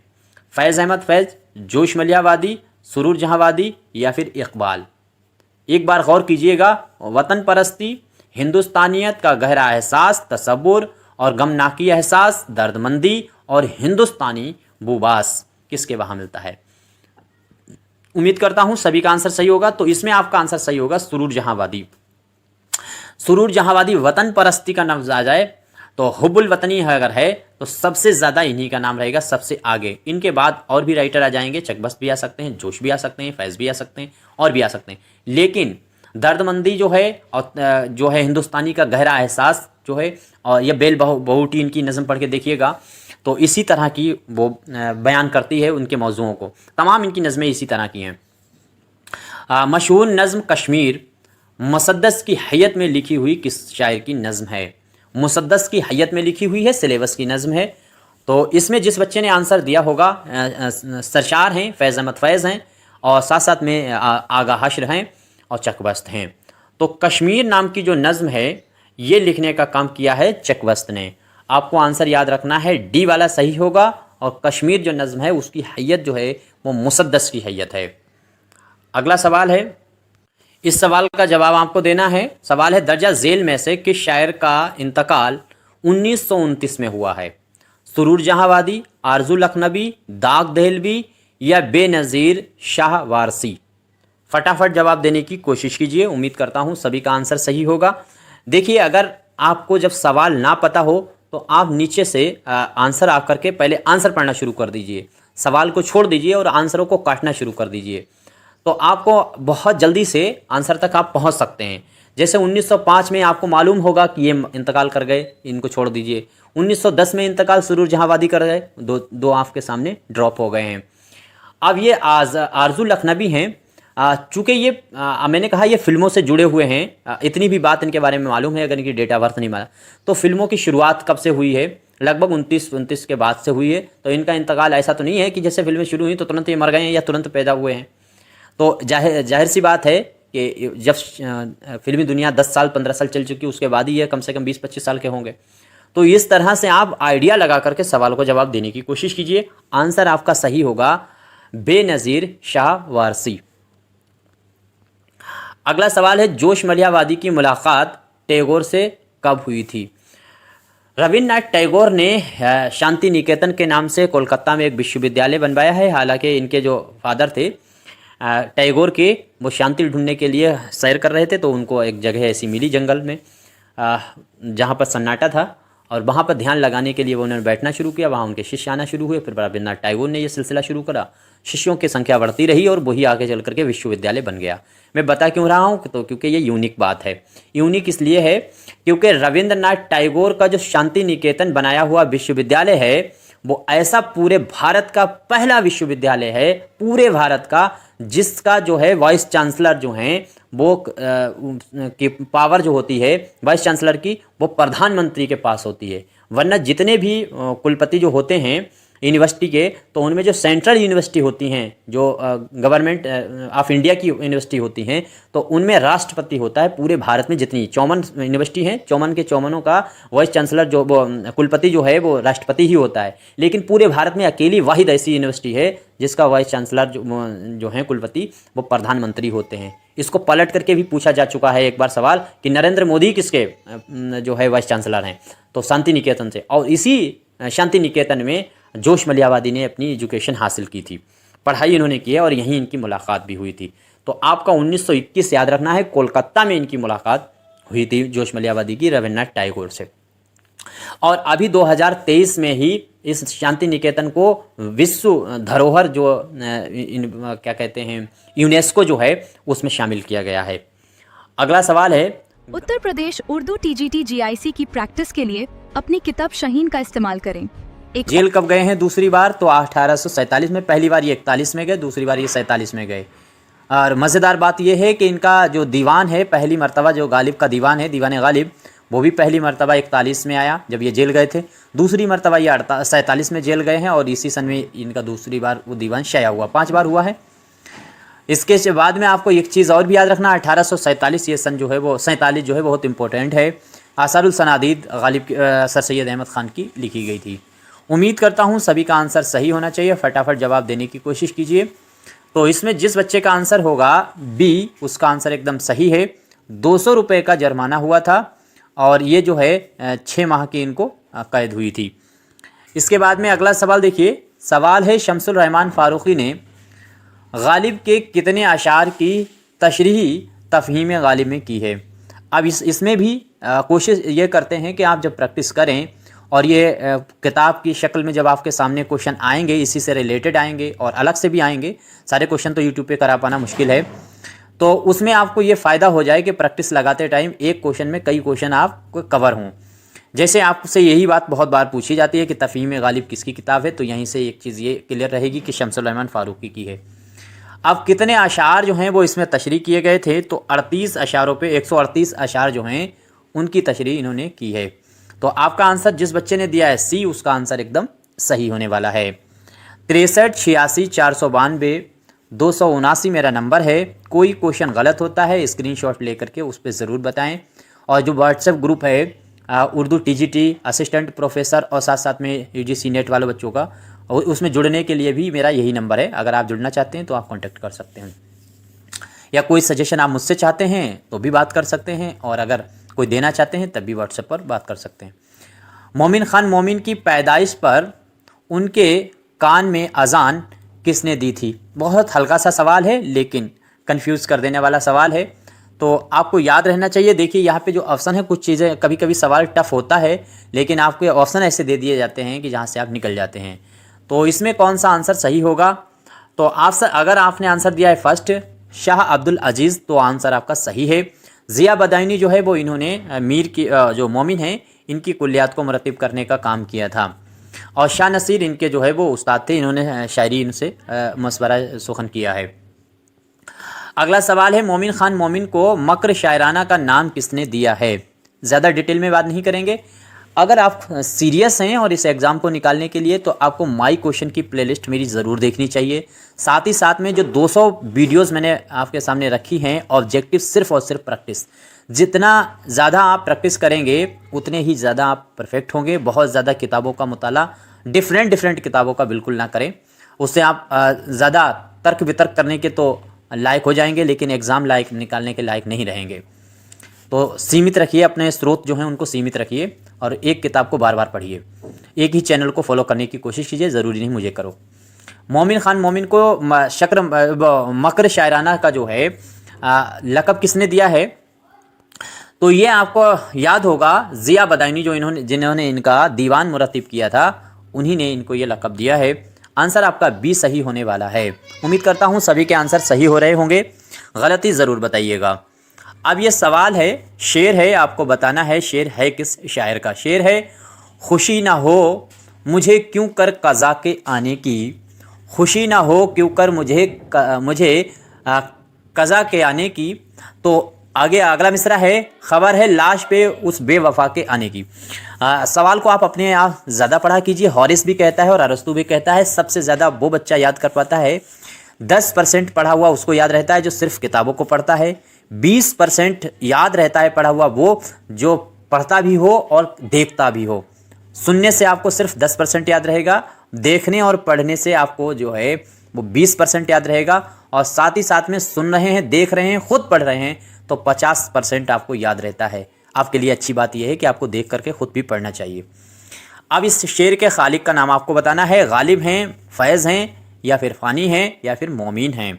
उम्मीद करता हूँ सभी का आंसर सही हुआ होगा, और इसमें जिस बच्चे ने आंसर दिया होगा मोमिन, उसका आंसर एकदम सही होने वाला है।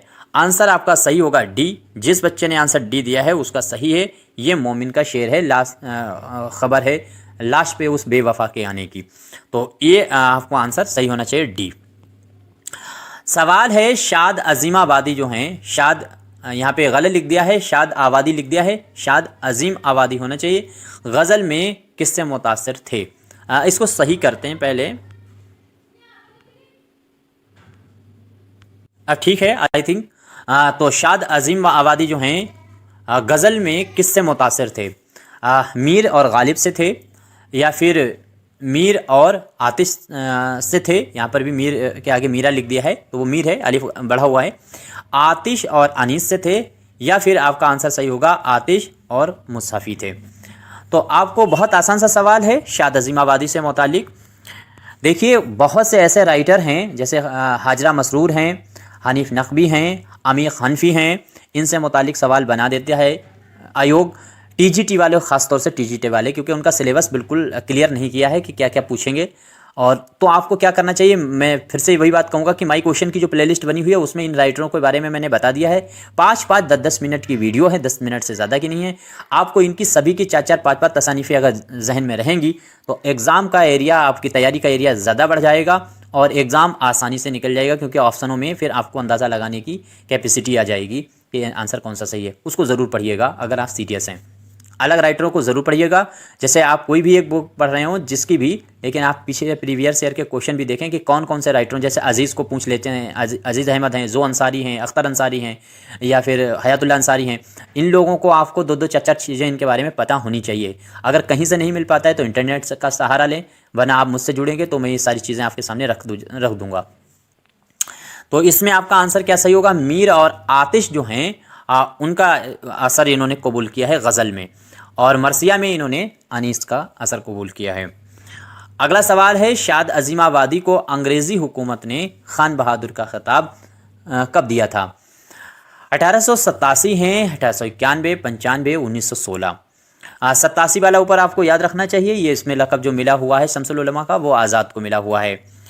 91 जिस बच्चे ने दिया होगा उसका आंसर सही है, यानी आपका होगा आंसर 1891। बी वाला आंसर अपना एकदम राइट होने वाला है।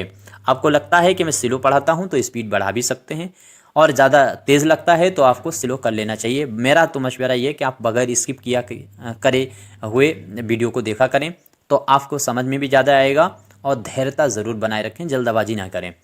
दर्जा झेल में से किसके आबाओ अजदाद नेशापुर के जो हैं वो रहने वाले थे? यानी नेशापुर से ताल्लुक़ इनमें से किसका है? हसरत का है, सैयद सुलेमान नदवी का है, और बुखारी साहब का है, या फिर नासिर काज़मी का है? यहाँ पे नासिर काज़मी आपको याद रखना चाहिए। यूपी टीजीटी वाले जो हैं वो इसको रट जाइएगा, इससे रिलेटेड सवाल आपसे बनेंगे। आंसर इसमें जो सही होगा वो होगा हसरत मोहानी। हसरत मोहानी के जो ख़ानदानी थे वो नेशापुर के रहने वाले थे। नेशापुर शहर है मिस्र का, आई थिंक, तो वहीं से ये लोग आए हुए थे।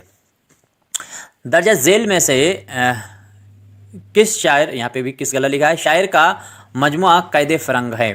तो आपको सिर्फ ये समझना है कैद फ़रंग शेरी मजमुआ है, शायरी का वो है किसका?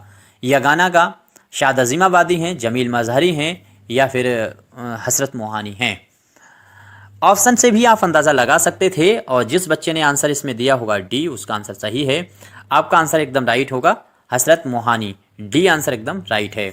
तो आपका आंसर हसरत मोहानी कैद फ़रंग आपको याद रखना चाहिए। अगला सवाल है, हसरत मोहानी ने 1913 में फैज़ आबादी से कौन सा रिसाला निकाला था? फैज़ाबाद से। तो फैज़ाबाद जो शहर है वहाँ से कौन सा रिसाला जो है वो हसरत मोहानी ने निकाला है 1913 में? देखिए यहाँ पे जो आपको नाम दिए गए हैं, मुस्तकिल है, या फिर तज़किरा शोरा है, उर्दू मौला है, कैसर हिंद है। ये सारे रिसाले जो हैं वो हसरत मोहानी के हैं। अब आपको ये सभी पता होने चाहिए कब और कहाँ से निकले हैं, रट जाइएगा बिल्कुल। और सारे रिसाले इनके जो है इम्पोर्टेंट हैं। आंसर आपका तो खैर सही होगा, कैसर हिंद फैज़ाबाद से निकाला हुआ है, उर्दू मौला अलीगढ़ से निकाला हुआ है। अच्छा, मुस्तकबिल शायद कानपुर से निकाला हुआ है। अब तज़किरा कहाँ से निकाला है ये आप में से किसी को बताना है, याद रखना है ये सारे के सारे। अगला सवाल है, उर्दू में सबसे पहले अंग्रेज़ी नज़मों का तर्जुमा किसने किया है? आप में से बच्चों का कमेंट आता है, सर आपकी बुक कब आएगी? मेरी मसरूफ़ियत लगातार बढ़ती जा रही है, शायद आप मेरी फीलिंग समझ पाएँ। और हम जो क्वेश्चन हैं वो दूसरों से ही टाइप करवाने लगते हैं, कभी कभी अपने आप टाइप करते हैं। तो अगर किताब बाई चांस नहीं भी आ पाई, पहली बात मैं पूरी कोशिश तो मैं 100% करूँगा कि आपके सामने बुक आ जाए, कम से कम महीना भर पहले, 20-25 दिन तो पहले हर कीमत में आप तक ये पहुंच जाने चाहिए प्रैक्टिस सेट। अगर नहीं किसी भी कीमत पे आ पाए तो इन क्वेश्चन मेरे होंगे उनमें से जो रिटन होगा, क्या कहते हैं, ये थ्योरिकल होगा, उसको हटा करके ऑब्जेक्टिव जितने भी प्रैक्टिस होंगे वो आपको पीडीएफ में उपलब्ध करा दिए जाएंगे। वो सारी पीडीएफ आपको दे दी जाएगी, और आप उससे जो उसका प्रिंट निकलवाना है वो आप अपना पैसा खर्चा कीजिएगा। इधर अगर प्रैक्टिस हम देते भी हैं तो आपसे बिल्कुल ना के मात्रा में पैसा पे करना पड़ेगा। ज़्यादा से ज़्यादा 100 रुपये हद से हद आपके सामने कीमत होगी। कोशिश करें उन बच्चों को मिल जाए जो बच्चे टाइप करते हैं, बस मुझे कुछ नहीं चाहिए। और किताब अगर हम लेकर के आए तो उसकी भी कीमत ऐसे रखेंगे, आपको फ़ोटो कॉपी नहीं कराना पड़ेगी फालतू में, तो उसकी बस उतना ही कवर कर लिया जाए ताकि बहुत कम कीमत में और आपके सामने ये चीज़ आ पाए। इसलिए हम लगे हुए हैं और कोशिश यही कर रहे हैं मसरूफ़ियत के बावजूद कि आपके सामने हम आ पाएँ और ये आपके सामने मैदान में उतार पाएँ। पिछले 3 साल से लगे हुए हैं और अब मसरूफ़ियत बढ़ गई है। इसमें आंसर आपका क्या सही होगा? तो इस्माइल मेरठी का नाम आपको याद रखना चाहिए। आंसर आपका सही होगा सी। जिस बच्चे का आंसर सी है उसका आंसर सही है। अगला सवाल देखिए, सवाल है असगर की शायरी में निशातिया रंग किस शायर का नज़र आता है? तो निशातिया रंग है असगर की शायरी में, वो किस शायर का रंग नज़र आता है, यानी निशातिया रंग जो है वो लिया किससे है इन्होंने, असगर ने? मीर तकी मीर से, हाफिज़ से, खाकानी से या फिर ख्वाजा मीर दर्द से? देखिए ख्वाजा मीर दर्द भी सूफ़ी शायरों में से माने जाते हैं और असगर गोंडवी भी, लेकिन इनके वहाँ जो निशातिया रंग है गज़ल में वो कहाँ से नज़र आता है इनकी शायरी पे? तो उम्मीद करता हूँ सभी का आंसर सही होना चाहिए। बी आंसर, हाफिज़ जो फ़ारसी के शायर हैं उनका रंग नज़र आता है। अगला सवाल देखिए है, खाक़े वतन किस की मशहूर नज़्म है? हाली की, आज़ाद की, शिबली की या फिर सुरूर जहाँवादी की? तो खाक़े वतन आपको याद रखना है, ये खाक़े हिंद अलग चीज़ है और खाक़े वतन अलग है। तो खाक़े वतन जो है वो नज़्म आपको याद रखना चाहिए, सुरूर जहाँवादी की है। और यूपी टीजीटी वाले बराए मेहरबानी सुरूर जहाँवादी को ज़रूर पढ़ लें, इससे सवाल आपके सामने आएंगे और इधर उधर के सवाल अगर रख दें, इसकी नज़में बहुत ढेर सारी हैं। अगला सवाल है, हुब्बे वतन किस शायर की नज़्म है? तो हुब्बे वतन अब आपको बताना है, जैसे खाक़े वतन अभी हमने सुरूर जहाँवादी की पढ़ी, हुब्बे वतन किसकी है? आज़ाद की है, हाली की है, आज़ाद हाली दोनों की है या फिर सुरूर जहाँवादी की है? थोड़ा सा टफ भी क्वेश्चन है और आसान भी है अगर आपने गहराई से मुताला किया है, याद है। ख़ास तौर से उर्दू में गहराई की तो ज़रूरत ही नहीं पड़ती है, बस ज़्यादा से ज़्यादा ज़रूरत पड़ती है रट्टिफिकेशन का। पूरा खेल उर्दू में रटने पे टिका हुआ है, जो जितना ज़्यादा रटता है वो उतना ही कामयाब होता है। बस सीधी सी बात है, इसमें मैथ लॉजिक तो लगता नहीं है ना, ये ऐसे सवाल पूछते हैं जिसमें तुम दिमाग लगाना पड़े। इसीलिए मैं कहता हूँ ज़्यादा ज्ञानी बनने की कोशिश ना करें, एग्ज़ाम निकालने की कोशिश करें। आज़ाद हाली इन दोनों की नज़्म जो है वो हुब्बे वतन है। इस तरीके के कन्फ्यूज़न वाले क्वेश्चन को नोट करना आपका काम होना चाहिए, नोट ज़रूर किया कीजिए। दीवाने मज़हर जाने जाना को किसने मुरत्तिब किया है? एक चीज़ याद रखिए, मज़हर जाने जाना जो हैं इन्होंने इस्लाह ज़बान की तहरीक सबसे पहले आवाज़ उठाई थी यहम के ख़िलाफ़, ये बात आपको मालूम होगी।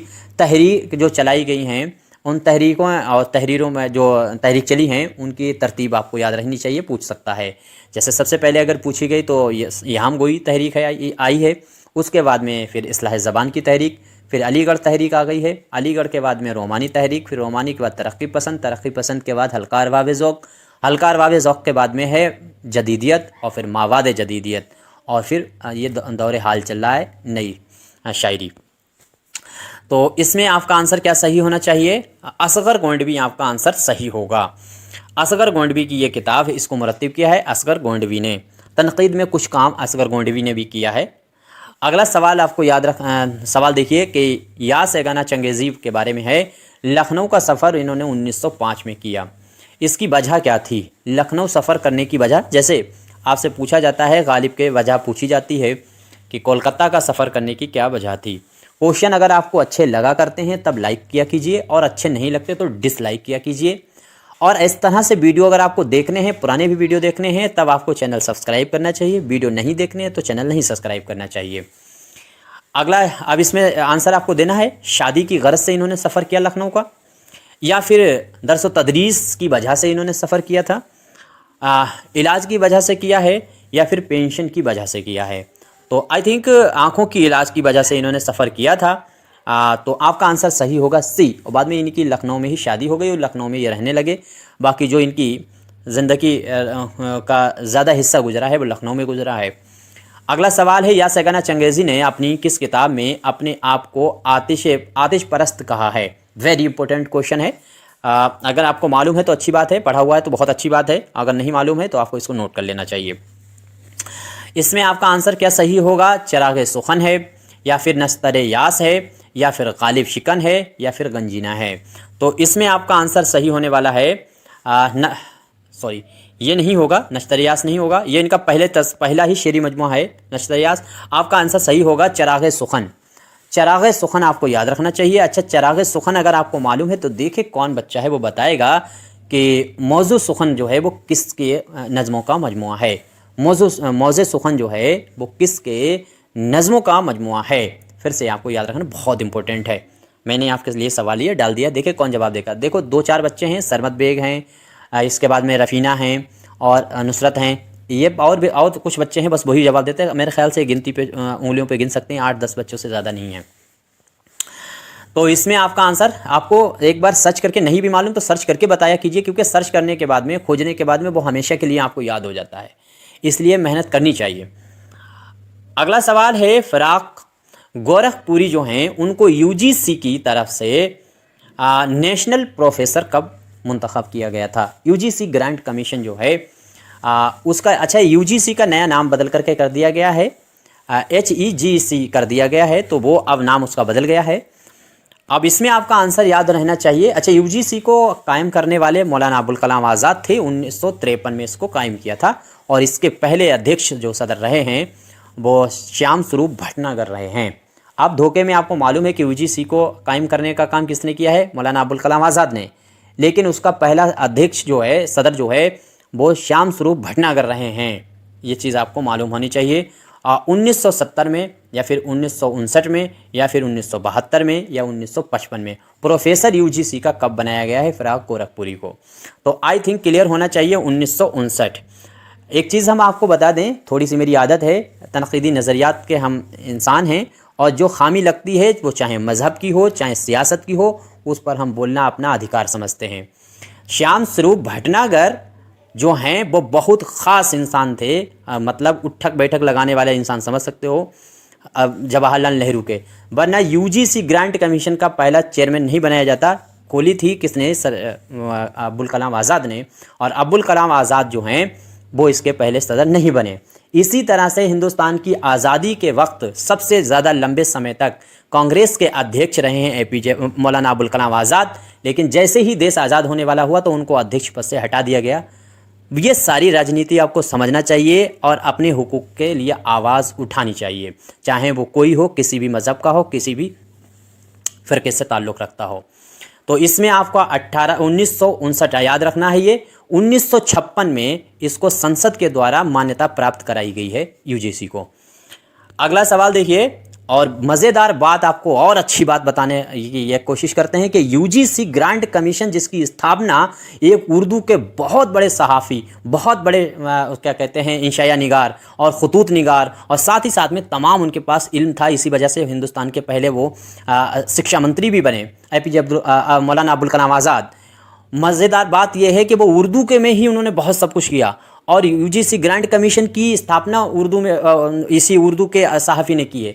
और सबसे बड़ी बात यह है कि ग्रांट कमीशन में उर्दू की ही सीटें नहीं हैं, उर्दू की ही सीटें दिन पर दिन घटाई जा रही हैं। अगर JRF में पिछली बार 16 पास हुए थे, 16-17 लोग, तो इस बार वो 11 हो गए हैं। धीरे धीरे तो समझने की कोशिश करनी चाहिए। हालांकि ये राजनीतिक बातें बीच में नहीं करनी चाहिए थी, लेकिन आप कब जागेंगे पता नहीं। बहरहाल अपनी आवाज़ ज़रूर उठाना चाहिए, तर्क ज़रूर करने चाहिए। मजरूह सुल्तानपुरी का असल नाम आपको बताना है। अगला सवाल है, फटाफट जवाब देने की कोशिश कीजिए, माजरत चाहते हैं देरी के लिए। तो इसमें आपका आंसर सही होगा C, जिस बच्चे ने दिया है इसका आंसर नाम ही रट जाइएगा, इसरारुल हसन है। गड़बड़ करने की कोई ज़रूरत ही नहीं है, असल नाम और भी राइटरों के याद होने चाहिए। अगला सवाल है, कलीम आजिज़ की PhD का जो मकाला था वो क्या था, PhD का मकाला क्या था। तो ये इनके PhD का मेरी यहाँ पे होना चाहिए, हाँ, मेरी ज़बान मेरा कलम ये था, या फिर कूचा जाना जाना था, या फिर जहाँ खुशबू ही खुशबू थी, या फिर दफ्तरे गुमगुश्ता। तो आपका याद रहना चाहिए, दफ्तरे गुमगुश्ता के नाम से इन्होंने अपनी किताब को शाया किया था, जो PhD का मकाला था। अगला सवाल देखिए, सवाल है, नज़्म मुअर्रा उर्दू में किस अदब से आई है। तो नज़्म मुअर्रा आपको बतानी है किस अदब से उर्दू में आई, फ़ारसी से, अंग्रेज़ी से, फ्रांसीसी से, अरबी से। फटाफट जवाब दीजिएगा, टाइम थोड़ा सा जल्दी निकल जाता है और क्वेश्चन बहुत मेरे ख़्याल से कम हो पाते हैं, लेकिन अच्छे क्वेश्चन मैं आपके सामने लाने की कोशिश करता हूँ। अंग्रेज़ी अदब आपको याद रखना चाहिए, नज़्म मुअर्रा अंग्रेज़ी के अदब से आई है। अब आपको एक जवाब देना चाहिए, देखें वो कौन से बच्चे हैं जो जवाब देंगे।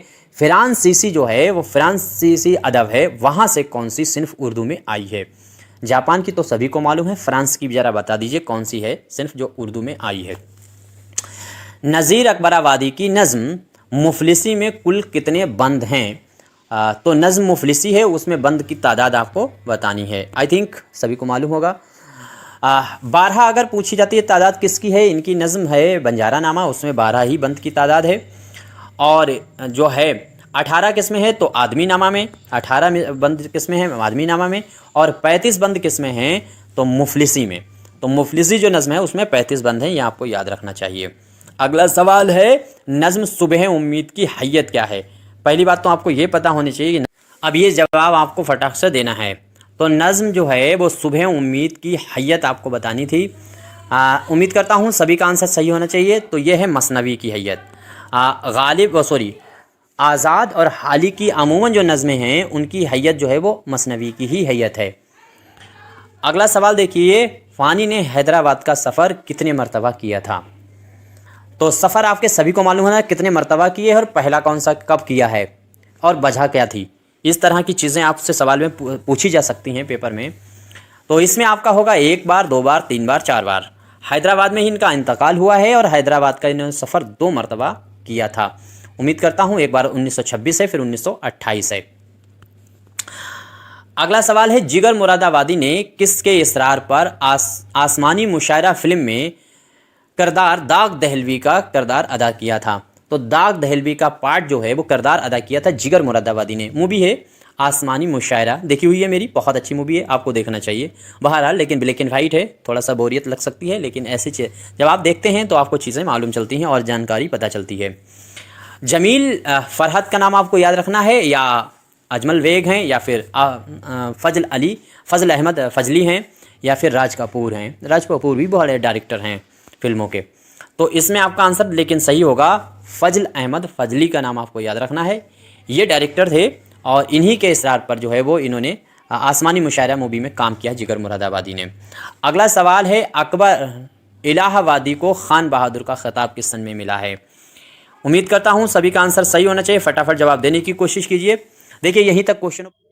अब आखिर में उम्मीद करता हूँ आपको वीडियो अच्छी लगी होगी और सारे क्वेश्चन अगर अच्छे लगे हैं तो लाइक कर सकते हैं, नहीं अच्छे लगे तो डिसलाइक कर सकते हैं। कोई मशवरा है तो ज़रूर दीजिएगा, कमेंट करके बताइएगा। और पिछले 3-4 साल से हम लगातार जब से फॉर्म पड़ा है टीजीटी की तैयारी करा रहे थे, तो ये सारी जो प्रैक्टिस मैंने कराई है वो मैराथन के तौर पर हम आपके सामने ले आएंगे। पूरी जितनी मैराथन हम लेकर के आते हैं आपको लगातार देखते रहना चाहिए, और जो भी अगर इंपॉर्टेंट लगता है तो उसका स्क्रीनशॉट ले लीजिए, बाद में आखिरी दिन पर उनका रिवीजन कर लीजिए। बाकी ज़्यादा चीज़ें नहीं हैं। ये किताब आखिर में अपनी शाहीन है और 2026 में नई वैकेंसी टीजीटी जीआईसी वगैरह की आने, टीजीटी और असिस्टेंट प्रोफेसर और पीजीटी की आने वाली हैं, तो उसके लिए बहुत इंपॉर्टेंट किताब है। और अभी भी अगर आपने जीआईसी का एग्जाम देना है तो इस किताब को मंगा सकते हैं, टीजीटी का एग्जाम देना है तब भी इसको मंगा सकते हैं। इसमें जो प्रैक्टिस सेट दिए गए हैं उनको आप देख सकते हैं। बाकी ये नंबर है, इसके बारे में आपको पता ही चलता रहता है। पूरी वीडियो आपने देखी होगी, उसमें कहीं भी आपको कोई ऐड नहीं दिख रहा होगा जिसको मैं कहें। तो अब ये चीज़ जो है आप किताब आखिर में मंगाना चाहें तो मंगा सकते हैं, इस नंबर पर कॉन्टैक्ट कर सकते हैं। कोई मशवरा है वो भी इसी पे दे सकते हैं, कोई मशवरा चाहिए वो भी इसी पर आपको मिलेगा। और चाहे एलटी मेंस के जितने क्वेश्चन है वो सब करा देंगे, और एलटी मेंस का भी हम पीडीएफ आपको प्रोवाइड करा देंगे कम से कम 8-10 दिन पहले ही। तो जुड़े रहिए, और अच्छा लगे तो लाइक कीजिए वरना डिसलाइक कीजिए। शुक्रिया।